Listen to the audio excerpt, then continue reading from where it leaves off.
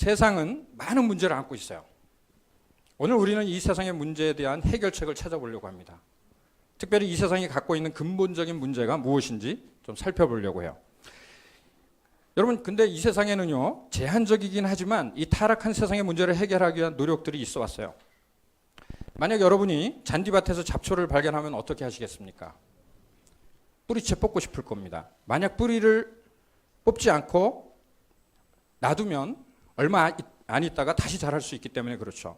마찬가지로 이 세상과 우리 인생의 많은 문제들을 뿌리는 그냥 놔둔 채 증상만 치료한다고 하면 그 문제들은 다시 자라서 올라오고 말 것입니다. 여러분 이제 주보 받으셨죠? 그 아웃라인에 이 세상의 문제들을 다루는 몇 가지 일반적인 접근들을 나열해 봤어요. 간단하게 살펴봅니다. 첫 번째는 이 정치적인 접근입니다. 이 방법은 우리가 너무 익숙해요. 법을 만들고 정책을 바꾸면 문제가 해결된다고 생각하는 거죠. 지난주에도 국회에서 여러 가지 이야기들이 나왔어요. 국회의원 특수활동비를 폐지시킬 건가 말 것인가. 이런 것들이 그 사람들의 관심사지만 우리 관심사는 아니고 그런 것들을 이야기합니다. 정치를 통해서 세상의 문제를 해결하려는 것이죠. 사실은 많은 사람들이 하나님이 아닌 이 정부가 인간 사회 문제의 해결사라고 그렇게 진정으로 믿고 있는 것 같아요. 그래서 많은 사람들이 더 좋은 법을 만들기 위해서 노력하는 겁니다. 둘째는 교육을 통한 해결책이에요. 기본적으로 이 세상 문제의 대부분은 무지에서 오는 것입니다. 만약 모든 사람들이 교육을 받는다면 이 세상은 좀 더 좋아지겠죠. 우리는 교육을 믿습니다. 이 세상 대부분 나라의 이 교육기관 학교들이 크리스천에 의해서 시작되었다는 것 우리는 잘 알고 있습니다. 90% 이상의 학교, 병원들이 바로 그리스도인들에 의해서 시작되었다는 말이죠. 우리 부모님 세대도요, 교육이 우리를 가난에서 구원해 줄 것이라고 믿으셨어요. 그런데 사실은 교육을 통해서 우리는 구원을 받지 못합니다. 세상에 나쁜 쪽으로 큰 영향을 미친 사람들이 다 고등교육을 받은 사람들이에요. 우리가 교육받는다고 인격이 바뀌지도 않습니다. 뿌리를 해결하지 못한다는 말이죠. 세 번째는 경제적인 방법입니다. 경제적인 방법을 통해서 해결하려고 해요. 많은 사람들이 경제적인 문제가 해결되면 모든 것이 해결될 것처럼 착각하죠. 물론 경제가 문제예요. 그러나 그것도 표면적인 문제일 뿐입니다. 그것이 인간 행동의 본질이라고 착각하지 말아야 한다는 거죠. 물론 우리 크리스찬들이 이 세상의 가난의 문제에 관심을 갖고 그 문제를 해결하려고 노력해야 됩니다. 이 세상에는 두 가지 경제적인 방법을 통한 구원의 계획이 있어요. 자본주의와 사회주의. 근데요, 둘 다 보면 그 둘 다 사람들이 돈을 더 벌도록 돕기 위한 시스템이죠. 그러니까 근본적인 문제를 해결해 주지는 않습니다. 돈을 가장 많이 가진 사람이 세상에서 가장 행복한 사람이라는 것은 사실이 아니기 때문에 그래요. 네 번째 또 다른 해결책은 심리적인 접근이죠. 사람들의 자존감을 회복시키고 사람들과의 관계를 발전시키는 방법을 사용합니다. 인생의 목적을 마치 인생에서 스트레스를 제거하는 것으로 생각하게 만들어요. 그러나 그것도 아니죠. 우리는 스트레스로부터 자유로운 인생을 살도록 만들어진 그런 사람들이 아니에요. 또한 우리는 행복한 삶을 사는 것 이상의 목적을 가지고 살도록 만들어진 겁니다. 우리는 하나님께서 만드신 목적이 있다는 거죠. 그것을 발견하는 게 더 중요해요. 다섯 번째, 사회적 해결책입니다. 사회 구조적인 문제들을 해결하면 될 거라고 생각을 하는 거죠. 우리가 사는 사회를 소위 시민사회라고 부릅니다. 그래서 시민사회 운동가들이 사회의 구조적인 문제를 다루어요. 그러면 이 세상이 조금 더 나아질 거라는 거죠. 서로 힘을 합쳐서 사회 문제에 대처하면 구원을 받을 수 있을 것이라고 생각합니다. 그런데요, 조금은 나아지겠지만 역시 근본적인 더 깊은 문제는 해결하지 못해요. 여섯 번째는 생물학적인 접근이에요. 소수의 과학자들이긴 하지만 그들은 완벽하게 인간을 재창조하려고 합니다. 그래서 많은 사람들이 이 게놈 프로젝트를 했어요. DNA 완벽하게 지도를 만들었습니다. 요즘은 바이오가 앞에 들어가야지 각광을 받아요. 바이오테크, 바이오 이렇게 하죠. 신약 하나 개발하면 끝입니다.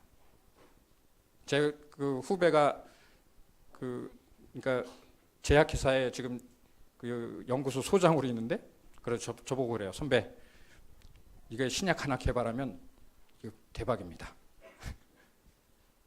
그렇게 생각을 하는 거죠. 그러니까 알약 하나가 인간을 구원한다고 생각해요. 근데 그럴 수 있을까요? 하이테크가 우리를 구원하고 있나요? 아주 간략하게 우리가 지금 살펴봤지만 이 6가지 뭐 그 이외에 또 다른 노력들도 있을 수 있지만 이런 노력들은 이 세상의 문제를 해결하는데 중요한 역할을 지금 하고 있어요. 그러나 문제의 뿌리를 건들지는 못한다는 겁니다. 이 6가지에 우리가 종사하고 있잖아요. 그 접근 방법들은 인간을 직접 다루지를 못하고 있어요. 그러면 어떻게 해야 됩니까? 성경은 무엇이라고 얘기하고 있습니까? 그것은 바로 우리의 마음을 바꾸는 것입니다. 하나님께서는 마음을 다루세요. 편견을 가지고 있는 사람을 사랑하는 사람으로 바꾸시고 자기 중심적인 사람을 이타적인 사람으로 바꾸십니다. 법, 교육, 그리고 돈이 많은 사람들을 어떻게 사랑하는지 가르쳐주지 않습니다. 하나님만이 하실 수 있어요. 저와 여러분은 바로 이 마음의 변화를 통해서 구원을 받을 수가 있는 거죠. 그것은 바로 우리 안에서부터 시작이 됩니다.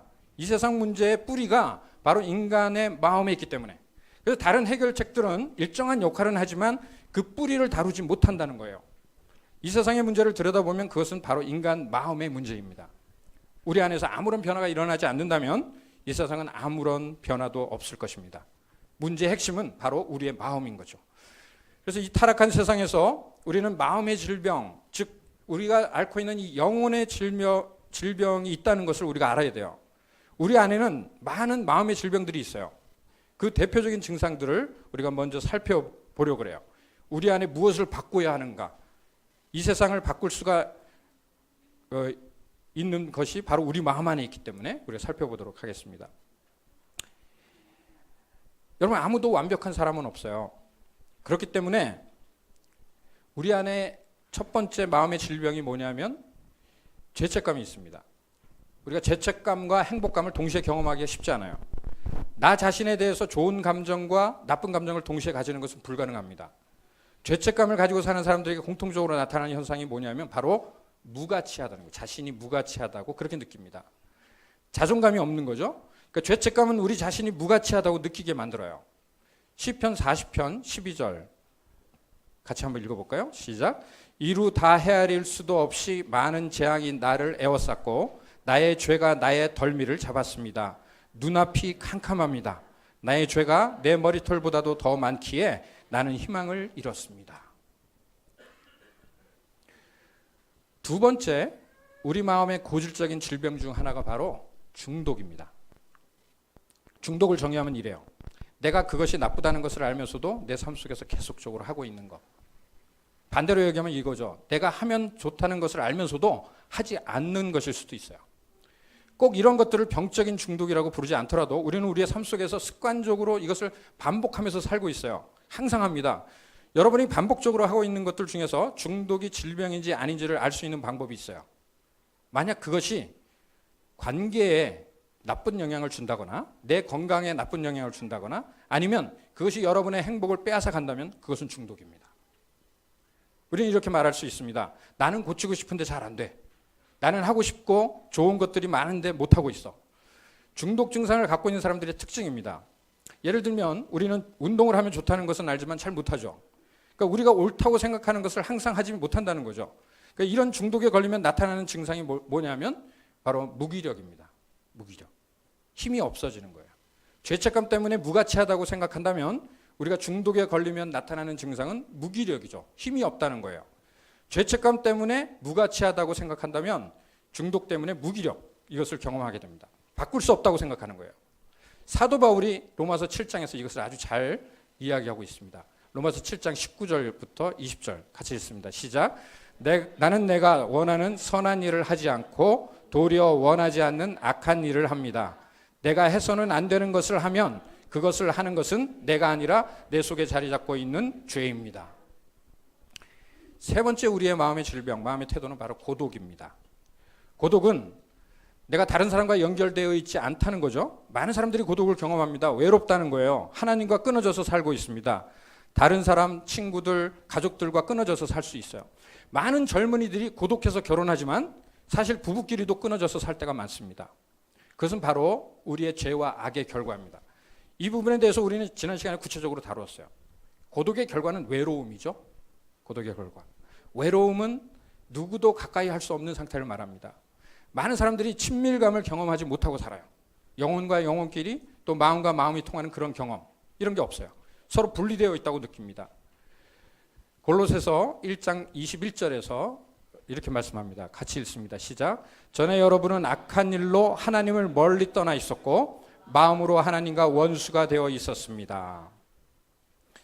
여러분, 이제 우리 한국도 보면 애완동물 산업, 이게 상상을 초월하죠. 쇼핑몰에 가면 그 애완동물 코너가 따로 있잖아요. 그러니까 사람들이 애완동물 없으면 외롭습니다. 뭐가 문제예요? 마음이 문제죠.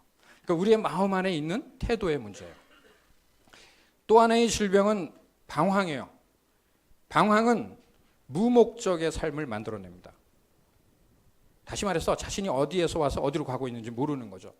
그리스도인들조차도 하나님께서 우리를 부르신 그 부르심의 목적이 무엇인지 모르고 살아가는 경우가 많습니다. 여러분, 삶의 목적이 여러분 분명하십니까?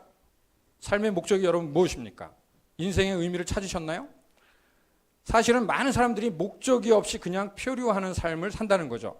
아침에 일어나서 직장에 출근해서 일하고, 혹은 학교에 가서 공부하고, 집에 돌아와서 밥 먹고 TV 보고 잠자고, 또 다음날 아침에 일어나서 직장 가고 일하고 학교 가서 공부하고 집에 돌아와서 밥 먹고 TV 보고 잠자고, 주말이면 쇼핑하고, 이런저런 모임에 참석하고, 그리고 나는 살아있다고 생각합니다.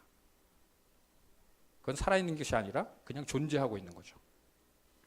마음의 방황 때문에 사람들은 이 무목적의 삶을 사는 겁니다. 이것은 새로운 질병이 아니에요. 예수님 당시 때 사람들도 그랬습니다. 그래서 예수님은 그를 따르는 군중들을 보시고 마태복음 9장 36절에서 말씀하죠. 같이 한번 읽을까요? 시작. 예수께서 무리를 보시고 그들을 불쌍히 여기셨다. 그들은 마치 목자 없는 양과 같이 고생에 지쳐서 기운이 빠져 있었기 때문이다. 예수님이 그렇게 말씀하셨어요. 여러분, 방황하는 것은 목적이 없어서예요. 그것은 우리 인류가 가지고 있는 마음의 질병이고 마음의 문제인 것입니다. 정치나 교육이나 돈이 그것을 해결할 수가 없어요. 자, 하나 더 우리의 마음의 질병이 있습니다. 그것은 염려입니다. 염려할 때 여러분 증상은 무엇일까요? 염려가 많으면 알아맞혀 보세요. 쉬지 못하죠. 쉬지를 못해요. 걱정합니다. 안식이 없고, 염려하면 스트레스가 쌓이면 불면증에 걸리기 쉽고 쉼이 없어요. 우리는 같은 마음을 가지고 행복과 염려를 동시에 경험할 수가 없어요. 잠언 12장 25절 같이 읽습니다. 시작. 마음에 근심이 있으면 번민이 일지만. 염려는 우리를 쉬지 못하게 만들어요. 우리는 마음의 질병과 어떻게 세상이 이러한 문제들을 해결하려고 하는가를 우리가 이제 살펴봤어요. 이것은 우리에게 그렇게 중요하지 않습니다. 지금까지 얘기한 건 그렇게 중요하지 않아요. 여러분, 우리에게 이러한 문제들보다 더 큰 뉴스가 있어요. 굿 뉴스가 있어요. 오늘 저는 여러분과 이 해결책, 이 세상의 문제의 해결책, 그 유일한 해결책을 우리가 말씀을 통해서 나누려고 합니다. 여러분, 만약 여러분의 심장에 문제가 있으면 어떻게 해야 됩니까? 심장에 문제가 있으면 이식 수술을 해야 돼요. 바로 예수 그리스도께서 심장 이식 수술 전문가라는 거 알고 계세요? 그러니까 우리 마음의 질병을 해결할 수 있는 분이 바로 예수님이시라는 거죠. 어떻게 예수님께서 우리의 마음을 고치실 수 있을까요? 완전히 바꿀 수가 있을까요? 어떻게 죄책감과 염려와 고독과 중독과 방황으로 가득 찬 우리의 마음을 새로운 마음으로 바꿀 수가 있을까요? 무가치와 무기력함과 외로움과 무목적과 쉼없는 이런 감정들을 어떻게 변화시킬 수가 있을까요? 어떻게 예수님이 그렇게 하실 수가 있을까요? 도대체 예수님이 십자가에서 하신 일이 무엇이길래 그것이 어떤 효력을 발휘하기 때문에 그럴 수가 있을까요? 우리가 이 십자가에서 우리가 해결책을 찾아보려고 합니다. 오늘 우리는 예수님께서 십자가에서 하신 일을 살펴보려고 그래요. 만약 여러분 중에 내가 예수님의 제자다 라고 생각하시는 분은요, 이 5가지, 제가 이제부터 설명드릴 이 5가지를 설명하실 수가 있어야 돼요. 누군가 여러분에게 왜 예수님께서 십자가에서 죽으셨냐라고 물어본다면 여러분은 그 5가지 이유를 설명하실 수 있어야 된다는 얘기죠. 집중하시기를 바랍니다. 첫 번째, 예수님께서 십자가에서 행하신 놀라운 일은 바로 대속이에요. 대속. 쉽게 말하자면 이것입니다. 예수님께서 저와 여러분의 벌을 대신 담당했다는 거죠. 예수님께서 나를 대신하셨다는 거예요. 로마서 3장 25절이에요. 같이 읽습니다. 시작. 하나님께서는 이 예수를 속죄제물로 내주셨습니다. 그것은 그의 피를 믿을 때에 유효합니다. 저와 여러분 모두 죄인이에요. 모든 사람은 실수를 합니다. 만약 우리가 교통법규를 위반하면 처벌을 받죠? 벌금을 내야 돼요. 우리가 사람들이 만든 법을 위반해도 처벌을 받는 거죠. 그러니까 우리가 하나님의 법을 위반하면 처벌을 받아야 돼요. 하나님은 말씀하죠. 그 처벌이 뭐였어요? 죽음이잖아요. 무슨 말입니까? 저와 여러분은 모두 다 죽는다는 거죠. 인간의 사망률은 100%예요. 만약 죄 없이 완벽한 삶을 산 사람이 있다면 죽지 않을 거예요. 그러나 그런 사람은 한 사람도 없습니다. 죄의 값은 사망이라고 했기 때문에. 그 의미는 또한 누군가가 내가 잘못한 일에 대해서 대신 죄값을 지불할 수 있다는 말이기도 해요. 누가 그런 일을 했어요? 예수님이죠. 경수야, 너의 모든 죄를 위해서 내가 대신 처벌을 받겠다. 이전에 지은 죄만이 아니라 아직 짓지 않은 죄도 내일, 다음 주, 다음 달, 또 내년 내가 사는 날까지 설사 내가 아직 모르는 죄도 내가 대신 처벌을 받겠다. 이렇게 예수님은 우리에게 말씀하시는 거죠. 이게 굿뉴스예요. 그러니까 누군가가 이미 여러분의 죄에 대한 그 벌의 대가를 지불했다는 겁니다. 대속자가 있다는 말이죠. 여러분 만약 식당에 저녁을 먹으러 갔는데 자기도 모르게 누군가가 이미 음식값을 지불했다고 한다면 얼마나 기분이 좋겠어요. 누군가가 이미 지불했다는 거죠.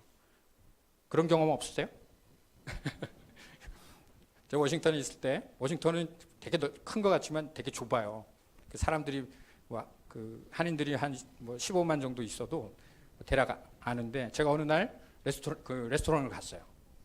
가서 저녁을 다 먹었는데 딱 그 비를 달라고 하니까 다른 사람이 냈대요. 제가 그런 사람이에요. 저는 정말 누가 저기 냈는지도 모르는데 내고 가셨다는 거죠. 그러니까 그냥 누리기만 하면 되는 거죠. 이미 누군가가 지불했다는 거예요. 좀 실감이 되세요? 히브리서 10장 12절에서 이것을 이렇게 얘기하고 있습니다. 같이 읽습니다. 시작. 그러나 그리스도께서는 죄를 사하시려고 단 한 번에 영원히 유효한 제사를 드리신 뒤에 하나님 오른쪽에 앉으셨습니다. 단 한 번에 맞추셨다는 거죠. 그러니까 예수님은 우리 안에 있는 마음의 질병, 즉 모든 죄의 문제를 해결해 주셨기 때문에 더 이상 우리가 죄책감에 빠질 필요가 없다라고 말씀하십니다. 예수님이 십자가에 죽으실 때 마지막으로 하신 말씀이 있어요. 뭐라 그러셨냐면 다 이루었다. 영어 성경에 보면 이것이 it is finished라고 되어 있어요. 근데 이건 한 단어입니다. 헬라어로.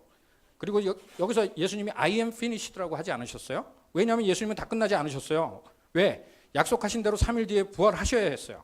그러면 도대체 다 이루었다는 게 무슨 말일까요? 여기서 다 이루었다. 예수님이 하실 일을 다 이루었다? 그게 아니에요.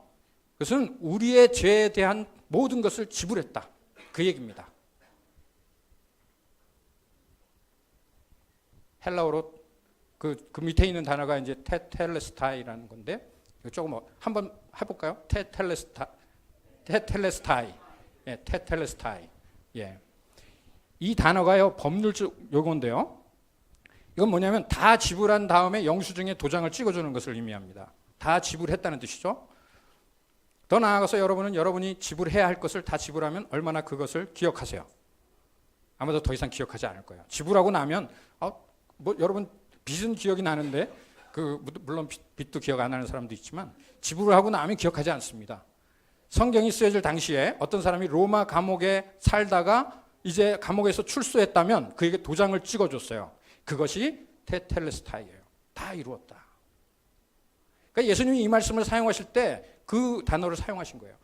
내가 너의 모든 죄를 위해서 다 지불했다. 이제 끝났다. 왜 하나님께서 그렇게 하셨나요? 로마서 3장 16절이 바로 답이죠. 같이 있습니다. 시작. 하나님께서 세상을 이처럼 사랑하셔서 외아들을 주셨으니 이는 그를 믿는 사람마다 멸망하지 않고 영생을 얻게 하려는 것입니다. 바로 사랑 때문이죠. 하나님은 저와 여러분들을 만드신 분이에요.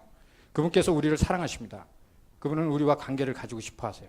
이 세상 아무도 예수님처럼 저와 여러분을 사랑한 사람이 없어요. 아니 앞으로도 아무도 그렇게 사랑할 사람은 없습니다. 우리 첫 번째 마음의 질병인 이 죄책감은 가장 절망적인 감정입니다.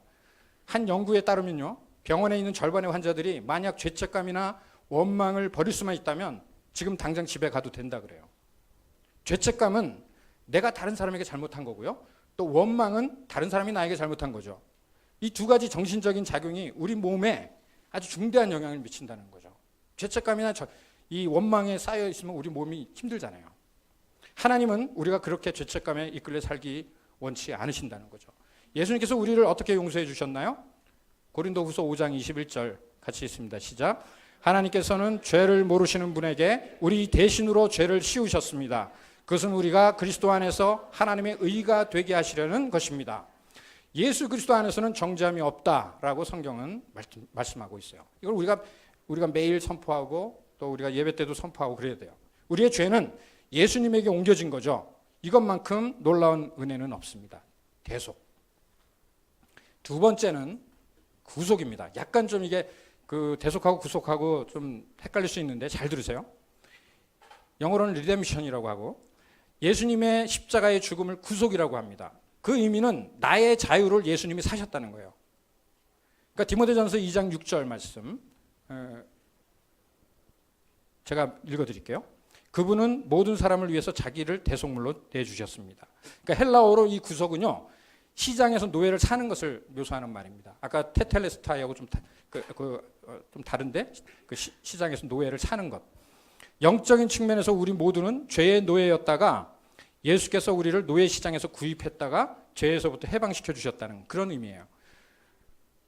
혹시 나는 노예가 아니라고 생각하시는 분들이 계실지 모르겠습니다. 그러니까 내가 무슨 구속이 필요하냐 이렇게 생각할 수 있죠.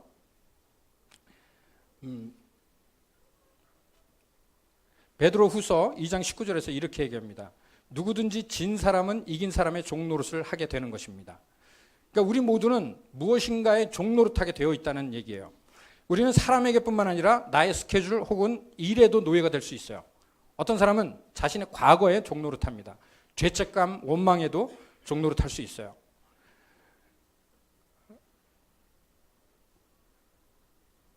데살로니가전서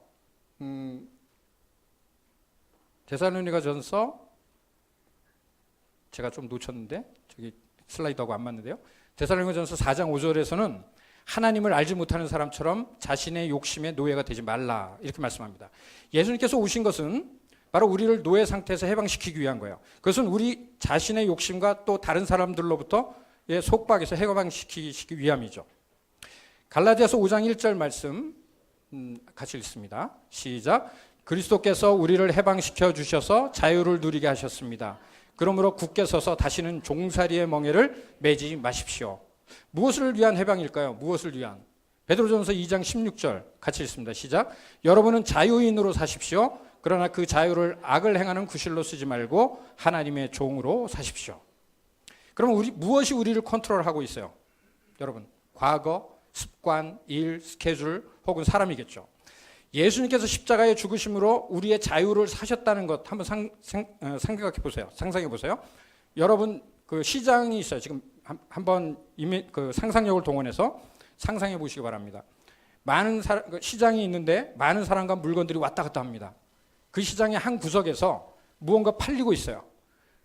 예수님 당시에는 사람들이 노예로 팔리고 있었던 거죠. 이런 모습은 예수님 시대의 보편적인 모습이었습니다. 여러분, 내가 그 노예에 팔리고 있는 그 노예의 자리에 서 있다고 한번 생각해 보세요. 경매대에 비딩을 하는 거예요. 여러분이 물건처럼 올라가 있습니다.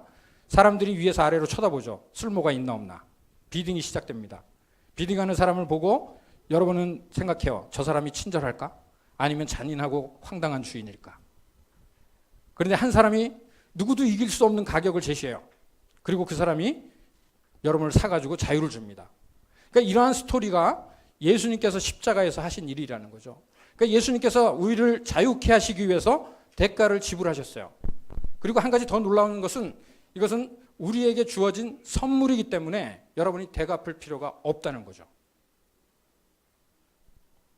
시편 49편 7절 같이 읽겠습니다. 시작. 아무리 대단한 부자라 하여도 사람은 자기의 생명을 속량하지 못하는 법. 하나님께 속전을 지불하고 생명을 속량할 사람은 아무도 없다. 그러니까 여러분이 아무리 부자라도 이거는 여러분의 생명을 구속할 수 없어요. 속량할 수 없어요. 예수님께서 지불하신 가격은 너무나 커서 그것을 지불할 방법이 없다는 얘기죠. 예수님은 우리의 벌을 십자가에서 대신 지셨습니다. 예수님이 십자가에서 우리의 자유를 사셨어요. 그것을 속량이라고 합니다. 구속, 리뎀션. 대속하고 구속이 좀 구분이 되시죠? 세 번째, 예수님께서 십자가에 죽으신 이유는 우리를 화해시키려고 하신 거죠. 이 화해의 기본적인 의미는 나와 하나님과의 관계가 회복되었다는 겁니다. 화해는 중요한 단어예요. 나라와 나라 사이에서, 정당과 정당, 사람과 사람, 이런 사이에서 보편적으로 사용되는 그런 단어입니다. 우리가 어떤 이유에서 서로 떨어져 있다가 서로 만나게 되는 것을 의미하죠. 집에서 제가 무엇을 잘못했을 때 제 아내와의 관계에 금이 갑니다. 놀라운 일이 생겨요. 같은 집에서 같은 방에서 같이 사는데 서로 거리감을 느낍니다. 서로 상처를 받아요. 뭐가 필요해요? 화해가 필요한 거죠. 그러니까 이 세상의 진실은 많은 사람들이 하나님으로부터 거리감을 느낀다는 거죠. 하나님이 가까이 있다고 느끼지 못하는 것 같아요. 하나님은 먼 거리에서 우리를 쳐다보는 분으로 여기는 것 같아요. 그 결과 하나님은 우리의 삶에 관여하지 않는 분으로 여깁니다. 그래서 사람들이 마음대로 사는 거예요. 만약 여러분 중에 하나님께서 그런 분으로 여겨지시는 분이 계시다면 누가 움직여야 한다고 생각합니까? 누가 움직여야 될까요? 하나님이 아니라 바로 우리입니다. 성경은 우리의 죄가 하나님으로부터 우리를 멀어지게 했다고 그렇게 말씀하잖아요. 여기에 희소식이 있어요. 하나님께서 항상 먼저 관계 회복을 원하세요. 그 중간 역할을 누가 하셨다고요? 예수님이 하셨죠. 에베소서 2장 13절 같이 한번 읽겠습니다. 시작. 여러분이 전에는 하나님에게서 멀리 떨어져 있었는데 이제는 그리스도 예수 안에서 그분의 피로 하나님께 가까워졌습니다. 더 나아가서 성경은 하나님께서 우리를 친구로 대하기를 원하신다고 말씀하세요. 종이 아닙니다, 여러분. 노예가 아니에요. 예수님께서 말씀하십니다. 나는 너의 종이 아니라 친구라고. 이 대목에서 예수님의 역할은 바로 중재자의 역할입니다. 하나님과 우리들 사이에 다리의 역할을 하신다는 거죠. 고린도후서 5장 18절부터 19절 같이 읽겠습니다. 시작. 이 모든 것은 하나님에게서 났습니다. 하나님께서는 그리스도를 내세우셔서 우리를 자기와 화해하게 하시고 또 우리에게 화해의 직분을 맡겨주셨습니다. 곧 하나님께서 사람들의 죄과를 따지지 않으시고 화해의 말씀을 우리에게 맡겨주심으로써 세상을 그리스도 안에서 자기와 화해하게 하신 것입니다. 그러니까 화해라는 단어가 계속 나오죠. 예수님이 하신 일. 예수님 이전에는 하나님께 나아갈 수 있는 방법은 누굴 통해서 나갔냐면 제사장들을 통해서 나갔어요. 1년에 한 번 속죄일에 대제사장은 중재자가 되어서 모든 사람의 죄를 속죄하러 지성소로 들어갑니다. 이 일을 이제는 예수님이 하신 거예요. 그래서 이제는 사람의 방법이 필요가 없습니다. 바로 예수님을 통해서 우리가 하나님을 만날 수가 있는 거죠. 여러분 이 의미를 아시겠어요? 여러분 다른 사람을 통해서 하나님께 나아갈 필요가 없어요. 바로 예수님을 통해서 나아가시면 돼요. 목사도 필요 없고요. 그냥 바로 하나님께 나아가시면 돼요. 성경은 선포합니다. 예수님께서 바로 우리의 대제사장이 되신다는 거죠. 그것이 우리가 예수님의 이름으로 기도한다는 하는 의미이기도 해요. 우리는 예수님 때문에 하나님께 직접 나아갈 수가 있고 하나님과 교제를 가질 수가 있는 것입니다. 예수님께서 우리에게 죄를 용서받고 또 새로워진 그 하나님과의 관계를 상징하는 기념하는 의식을 주셨는데 그 중에 하나가 성찬식이고 또 하나가 바로 세례, 침례식입니다. 성찬식은 바로 예수님께서 그분의 생명을 우리에게 주신 것을 상징하고 기념하는 거죠. 단순히 빵하고 포도주가 아니라 바로 예수님의 몸과 피를 먹고 마심으로써 그의 생명에 우리가 참여하는 겁니다. 이것은 실제가 아니라 상징이지만 우리는 그 구원의 생명의 선물을 받아들일 때 우리 인생은 달라진다는 거죠. 우리의 참여와 헌신이 중요해요. 예수님은 우리의 마음이 변화받기를 원하세요. 예수님은 우리에게 새로운 생명을 주세요. 예수님은 용서를 주십니다. 또 새로운 정체성을 주세요. 이 모든 것을 하나님께서 허락하신 거죠. 예수님께서 십자가에서 하신 일 때문에 하나님이 우리에게 주시는 축복인 것입니다. 우리의 죄를 대속하셨고 우리를 구속하셨고 우리의 화해자가 되신 거죠. 여러분 이 시간에 여러분하고 함께 잠깐 기도하기를 원합니다. 단어는 그렇게 중요하지 않습니다. 우리의 마음의 방향이 중요하죠. 이 시간 하나님께서 우리에게 행하신 일을 받아들이기를 원해요. 그래서 저를 따라서 여러분 속으로 기도해 주시기를 바랍니다. 하나님께서 여러분의 마음을 헤아리실 것이기 때문에 제가 기도할 때 저를 따라서 속으로 기도해 주시기 바랍니다. 기도하겠습니다. 하나님, 제 인생에서 많은 실수와 잘못을 저질렀습니다. 제가 지금 하나님과 거리감이 있는 것을 압니다. 하나님, 당신과 더 가까워지기를 원합니다. 하나님, 당신을 더 알기를 원합니다. 제가 잘못한 것들을 위해 예수님을 보내주신 것을 감사합니다. 솔직히 그 놀라운 사실을 완전히 이해할 수 없습니다. 그러나 이 시간 저에게 새로운 마음이 필요한 것을 압니다. 제 삶에서 죄책감, 걱정, 방황, 고독, 중독을 제거해 주시고 새로운 마음, 새로운 인생을 허락하옵소서. 제가 받아야 할 처벌을 대신 받으신 것을 감사합니다. 나를 죄의 노예로부터 해방시켜 주신 것을 감사합니다. 당신과의 관계를 회복시켜 주신 것을 감사합니다. 이제 당신의 친구가 되기를 원합니다. 우리를 구원하신 예수님의 이름으로 기도합니다. 아멘. 자, 이제 네 번째로 넘어가겠습니다. 네 번째, 예수님의 죽음 때문에, 십자가 때문에 얻는 네 번째 유익은 바로 새로운 정체성을 갖는 거예요. 다시 태어나는 겁니다. 여러분, 우리는 잊어버리고 싶은 과거가 있어요. 과거의 정체성에서 벗어나고 싶어 합니다. 현재 우리가 사는 문화가 우리의 정체성을 정의하는 방식을 네 가지 레벨로 얘기를 해요. 첫 번째는 우리 그 문화에 대해서 많이 얘기했잖아요. 사람들이 우리의 정체성을 어떻게 생각하냐면, 첫 번째는 우리가 무엇을 하느냐, 뭐 하십니까? 물어보잖아요. 둘째는 우리가 무엇을 소유하고 있느냐. 세 번째는 공부예요. 학벌. 얼마나 공부했냐. 네 번째는 우리의 외모입니다. 그러나 사실을 여러분, 우리의 정체성은 그것들보다 더 깊어요. 그 우리의 정체성의 핵심은 영적인 레벨의 뿌리를 받고 있는 거죠. 여러분, 우리는 눈에 보이는 것을 바꾸면 정체성이 바뀔 것처럼 착각하는 거예요. 그러나 예수님이 우리에게 주시는 정체성의 변화는 바로 우리의 이 안에 속사람이 바뀌는 거죠. 새 사람이 되는 거예요. 그래서 고린도후서 5장 17절 말씀합니다. 같이 읽습니다. 시작. 누구든지 그리스도 안에 있으면 그는 새로운 피조물입니다. 옛 것은 지나갔습니다. 보십시오. 새 것이 되었습니다. 새로운 피조물, 새 사람이 된다는 것, 이건 무슨 의미일까요? 여러분이 예수님 안에서 살겠다고 기도할 때, 여러분의 삶에 예수님을 받아들일 때 거기에 영적인 변화가 일어난다는 거죠. 그래서 눈에 보이는 것이 아니에요. 믿음의 문제입니다. 여러분이 믿음으로 예수님의 제자가 되었을 때 여러분 한번 거울을 보세요. 이전과 달라진 것이 없습니다. 똑같은 얼굴, 똑같이 나이 든 모습이죠. 새로운 차를 가지지도 않습니다. 새 집이나 새 직장을 갖지도 않아요. 여전히 그대로예요. 여러분의 성격도 바뀌지 않아요. 그러나 영적인 변신이 이루어진다는 거죠. 우리가 새로운 피조물, 새 사람이 되었다는 것을 받아들이는 것, 이게 아주 중요한 것입니다. 그것이 바로 아까 말씀드린 세례와 성찬식, 그것이 영적인 의미를 갖고 있어요. 우리가 어떤 존재였는지를 기억하게 도와주는 그런 역할을 합니다. 로마서 6장 3절 4절 말씀이요. 같이 읽겠습니다. 시작. 세례를 받아 그리스도 예수와 하나가 된 우리는 모든 세례를 받을 때에 그와 함께 죽었다는 것을 여러분은 알지 못합니까?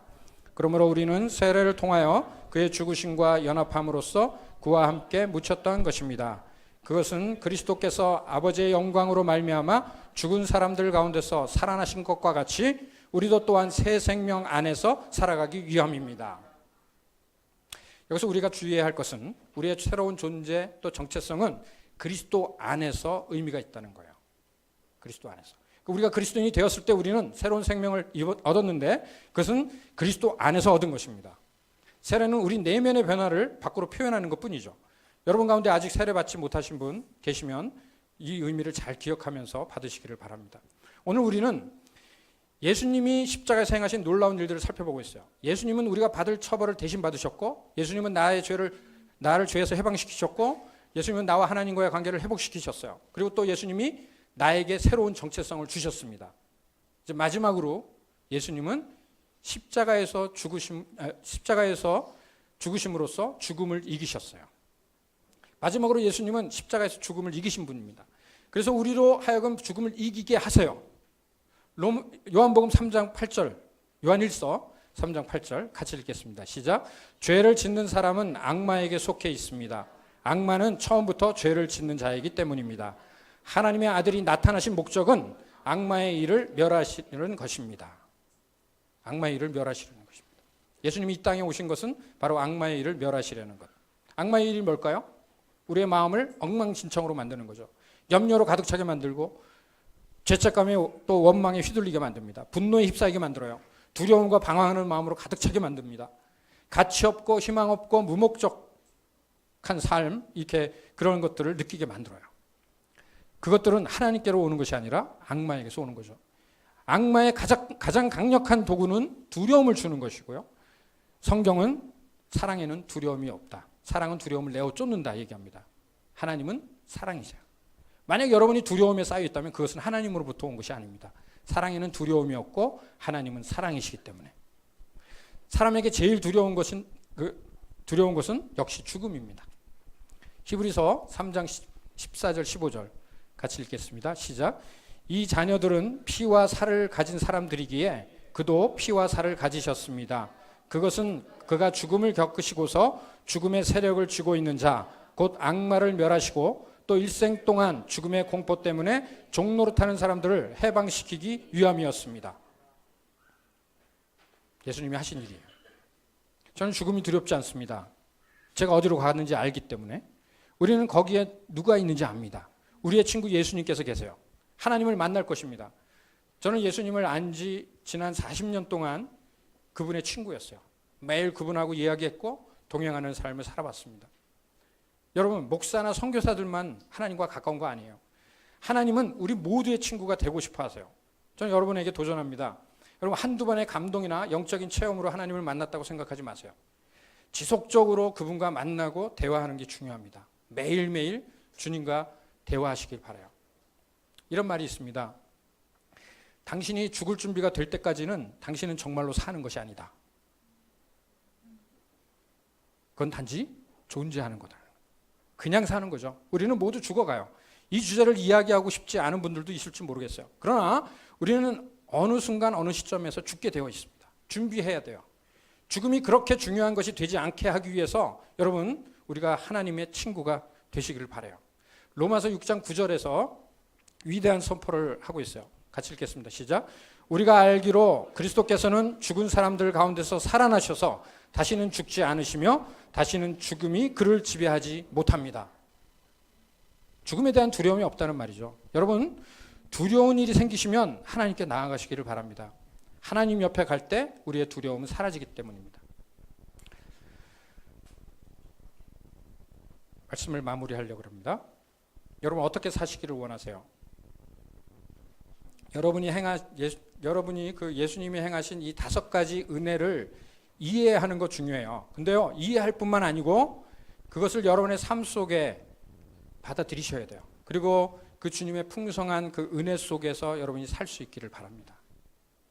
그래야 가치 없고 힘 없고 목적 없이 느껴지는 삶 대신에 우리가 그리스도 안에서 새로운 피조물이고 새 사람이라는 사실을 우리가 믿고 누리면서 살 수 있기 때문에 그렇습니다.